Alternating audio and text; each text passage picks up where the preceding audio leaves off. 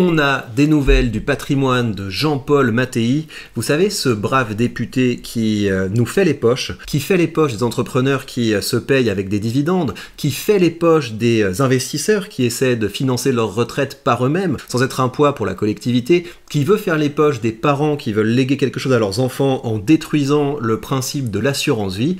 Eh bien, c'est intéressant. Quelqu'un a fait l'enquête et je le remercie. Abonnez-vous à son compte et vous allez voir que son patrimoine est assez sympa. Par ailleurs, on va voir s'il n'y a peut-être pas des économies à faire ici ou là, parce que je vous redonne le contexte. Le contexte, c'est que vous avez une caste politique qui a flingué notre pays en matraquant les entreprises d'impôts, en matraquant les entrepreneurs d'impôts.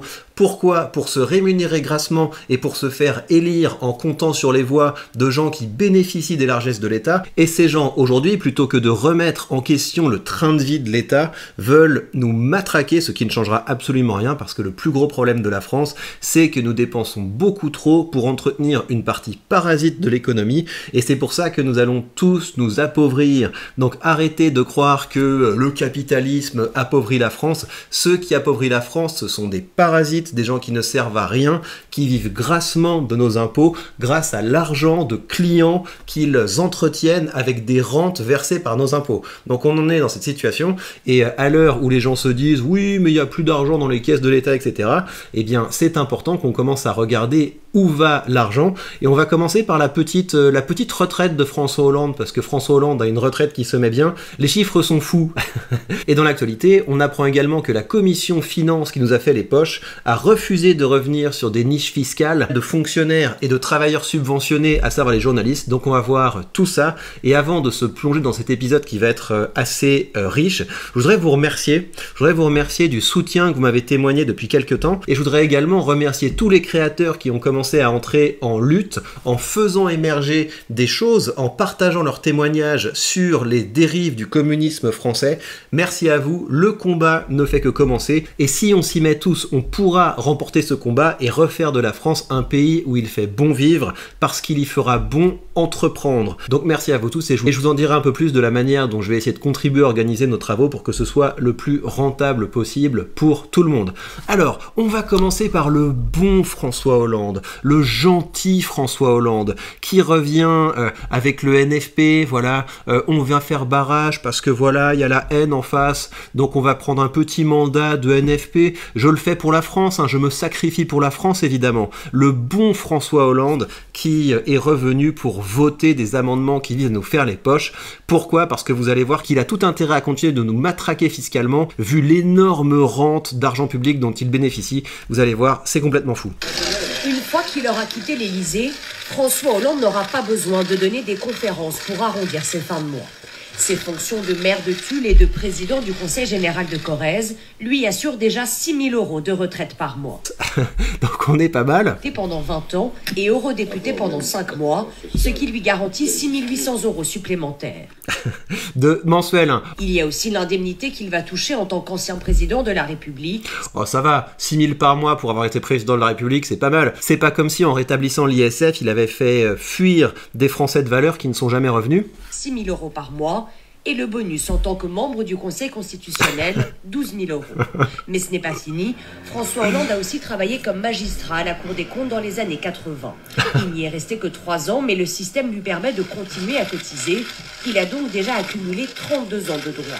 Malgré l'affaire Cahuzac et la loi sur la transparence de la vie publique votée en 2014, le président n'a toujours pas pris ses dispositions pour arrêter de cumuler les points.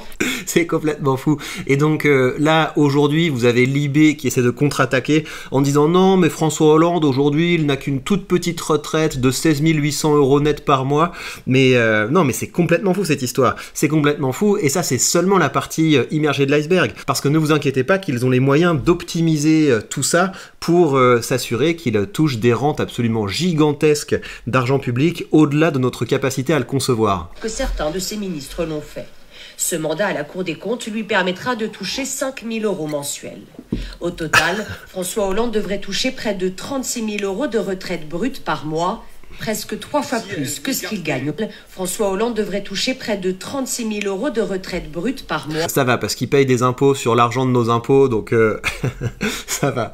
On n'a pas du tout l'impression d'être gouverné par une caste parasite, d'autant plus, rappelez-vous, que quand vous êtes fonctionnaire, très généralement, l'argent que vous cotisez vous rapportera beaucoup plus à la fin que les gens dont les salaires financent les gens qui sont dans le public, parce que quand vous êtes dans le privé, d'une part, on vous prend l'argent pour payer le salaire des fonctionnaires tout au long de leur vie, mais en plus, on vous éclate parce que vos cotisations ne valent rien, parce qu'il faut bien payer, il faut bien compenser pour que les gens qui sont dans le public se mettent très bien. Est-ce que vous trouvez ça normal que ces gens votent pour augmenter nos impôts, pour nous empêcher de devenir riches, alors que c'est nous-mêmes qui travaillons et qui nous faisons voler pour financer leur train de vie de donneurs de leçons et de tamponneurs de formulaires? Je pense qu'on a quand même beaucoup de motifs de colère, et c'est pour ça que je voudrais vraiment qu'à partir de maintenant, vous refusiez qu'on vous traite d'extrémiste. Ce qui est extrémiste, c'est quelque chose, je l'ai tweeté et je remercie ceux qui ont fait émerger ça, c'est que vous avez par exemple des administrations publiques qui, avec l'argent de nos impôts, quand ils vont remplacer une lampe par exemple, et ben ils vont payer la lampe 80 €, ils vont acheter l'ampoule 48 €,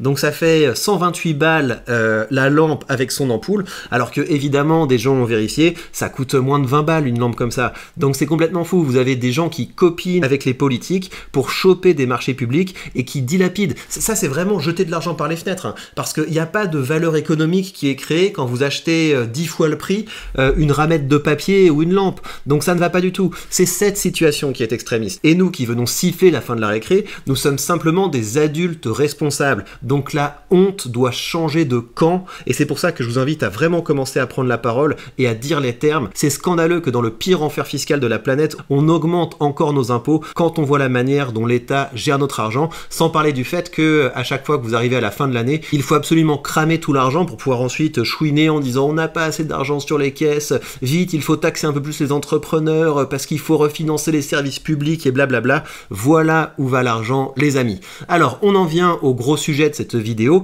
Il y aurait beaucoup de choses à documenter encore, mais je vais vous expliquer comment on va traiter toute cette matière après, parce que je veux qu'on devienne des journalistes citoyens et je veux qu'on devienne des entrepreneurs de combat. On va reparler de tout ça. Alors, Jean-Paul Mattei, le monsieur qui multiplie les amendements pour faire les poches des Français, sa déclaration de patrimoine n'a jamais été déposée, pourtant un rapide tour sur le site Internet Paper permet de récolter bon nombre d'informations. Ancien notaire, tout comme son épouse, il vit dans une jolie maison avec piscine et au vu de la localisation, on pourrait estimer le bien à environ 350 000 €.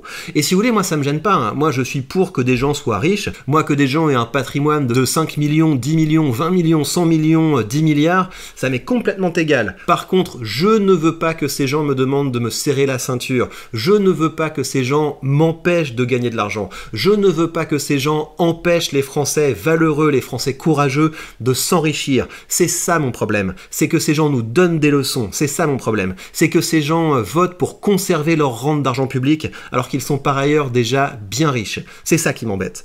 Ce monsieur et son épouse ont au cours des dernières années vendu leur participation dans leurs études notariales et ont ainsi empoché 900 000 € en 2016, 2 millions d'euros en quelques années, participation qu'ils ont notamment vendue à leur fils au moyen d'une société holding afin de bénéficier d'un levier fiscal et financier intéressant. Vous voyez, c'est ça le point. C'est que ces gens, eux, ils ont accès aux meilleurs conseils, eux, ils ont accès aux meilleurs leviers d'optimisation fiscale, eux, ils ont accès aux dernières niches et ils sont pratiquement immunisés contre le contrôle fiscal, ce qui fait qu'une fois qu'ils ont bien fait grossir leur patrimoine, ils se chopent une position en politique pour devenir intouchables, ils transmettent leur patrimoine sans payer d'impôts et ensuite ils vivent grassement de la rente publique. Ils ont par ailleurs transmis la nue propriété d'une société dont ils sont toujours associés à leur fille en 2018. La société était alors valorisée à environ 500 000 €.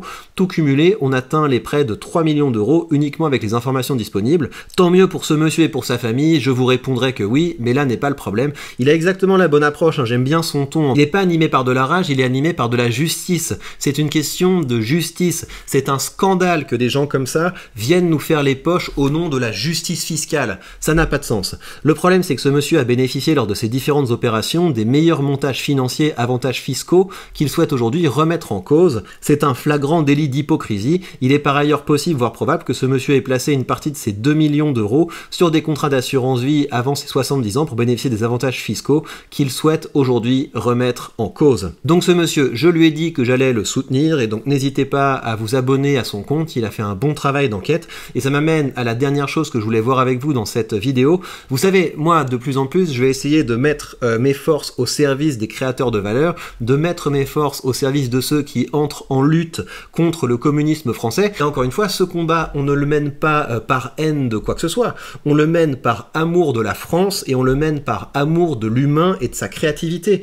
Et c'est ça le drame aujourd'hui en France, c'est que la créativité est sanctionnée. Il faut comprendre qu'une feuille d'impôt, c'est l'inverse d'un bulletin de notes. Un bulletin de notes, c'est là pour te récompenser en te disant tu as bien travaillé, je te mets une bonne note. Enfin ça c'était avant, parce qu'aujourd'hui on met des petits sourires et des machins pour qu'il n'y ait surtout pas d'élitisme, mais vous voyez l'idée. Et puis de l'autre côté, votre feuille d'impôt, ça vous sanctionne quand vous travaillez bien, ça vous sanctionne quand vous créez de la valeur. Et vous en venez à faire des arbitrages où vous vous dites mais en fait je dois lever le pied, parce que si je commence à travailler un petit peu plus, je vais me faire tellement éclater d'impôts que ça ne sert plus à rien. Et c'est comme ça que le pays s'enfonce dans la pauvreté. On a de plus en plus l'impression que l'Europe, et la France en particulier, on est branché sur un modem 56K, alors que les États-Unis cartonnent turbo 5G. Ils ne sont pas plus intelligents que nous. Les pays qui réussissent mieux que nous ont simplement une fiscalité qui est moins débile. Et j'en ai assez que l'Europe soit une maison de retraite pour des conservateurs trouillards, j'en ai assez qu'on soit un asile de fous pour des espèces d'adolescents décroissants. Il faut remettre les entrepreneurs au cœur du jeu, il faut renouer avec un esprit de conquête, et pour ça, il faut qu'on se batte pour que la France redevienne un paradis fiscal. Et donc, pour vous aider dans ce combat, vous savez que j'ai créé le colloque qui permet, on l'a encore vu au cours de ce mois, à des créateurs de se lancer et d'être récompensés pour ça, en termes de vues, et également ils reçoivent un token qui leur donne droit à une partie des revenus de cette chaîne. Mais pour aller plus loin que ça, ce que je vais faire, c'est que je vais commencer à organiser des lives pour pouvoir vous donner de la force, pour pouvoir donner de la visibilité à toutes vos productions. Donc ce que je vous demande de faire en vue du prochain live, c'est de publier, ça peut être n'importe quoi, ça peut être des tweets, ça peut être des images, ça peut être des informations que vous me passez sur le canal Telegram, ça peut être des vidéos que vous faites, et le thème c'est où va l'argent. Donc tout ce que vous pouvez trouver qui montre que les gens qui nous gouvernent font absolument n'importe quoi avec notre argent, que les administrations font n'importe quoi avec notre argent, tout ce que vous pouvez trouver en ce sens, vous le partagez dans des vidéos, c'est des vidéos qui vont en plus très bien marcher, et ça va contribuer à lancer un mouvement, et progressivement ce mouvement nous allons l'organiser, et on va s'assurer qu'il soit le plus rentable possible. Par exemple, c'est intéressant de savoir qu'un journaliste qui gagne 30 000 € net, il a le droit de déclarer seulement 22 000 € comme ça, parce qu'il a un abattement. Un conseiller régional, c'est une niche fiscale aux alentours de 16 000 €.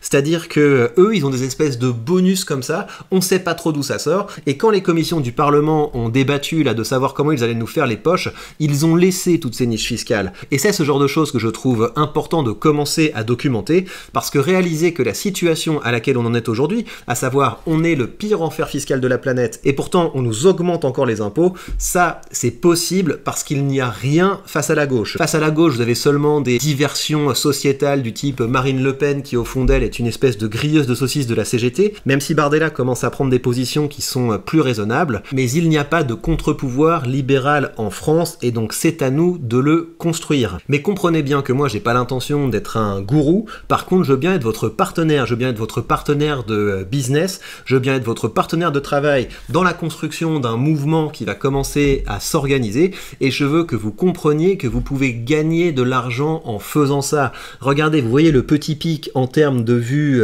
ici, eh bien c'est parce que j'ai recommencé à tenir un discours politique sur certains sujets, et si vous regardez en termes de revenus, ben voilà, on commence à avoir des vidéos qui rapportent. La journée d'hier, j'ai gagné 88 € grâce à ma vidéo, donc vous pouvez vous faire un vrai petit complément de revenus si vous commencez à l'ouvrir en parlant des sujets qui comptent et en disant les termes dessus. Donc j'ai envie que vous fassiez ça, j'ai envie que vous commenciez à créer du contenu, que vous le fassiez de façon rentable. C'est pour ça que je vais vous encourager avec différentes initiatives, c'est pour ça qu'on va faire des lives où je vais mettre en avant vos productions et en discuter avec vous, mais vous avez aussi intérêt à vous former, vous avez intérêt à passer un cap dans votre création de contenu, et c'est pour ça comme d'habitude que je vous rappelle que vous avez sous cette vidéo le lien pour télécharger cette checklist du contenu viral qui va attirer votre attention sur 10 dimensions sur lesquelles vous devez travailler pour que votre contenu devienne le plus efficace possible, le plus rentable possible, et et pour chacun de ces 10 points, je vous montre comment les mettre en pratique. Donc vous mettez votre mail ici et vous allez recevoir le document. Voilà, il y a de l'espoir parce que la situation est difficile et c'est dans les temps durs que les hommes forts naissent. C'est le moment. Retournez-vous, faites face à la bête gauchiste. La honte doit changer de camp.